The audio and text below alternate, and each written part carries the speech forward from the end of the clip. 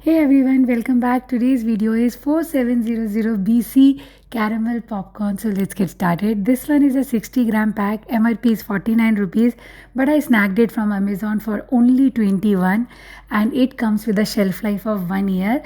You can also grab the same popcorn in a convenient tin pack if you want a fancier option, but this one is cheap. I mean, good deal. Okay, the popcorn pieces are great big size. I'll say jumbo size. It's light, airy, and not too hard with that perfect crispy caramel coating. Each piece is generously dusted in a sweet caramel, balanced with a sweet salty hint and no weird aftertaste. It does not stick to your teeth and super satisfying to munch. And these are made from non-GMO corn. These are cholesterol free, trans fat free, gluten free, and there is no MSG.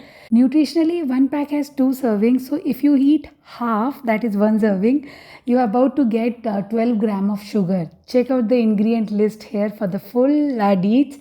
Don't go thinking that it's a super healthy snack, but if you're craving that occasional munching fix for the taste, it's a fun treat. Overall, 9 out of 10, highly recommended grabbing it on a sale. And if you enjoyed the video, subscribe. Bye bye.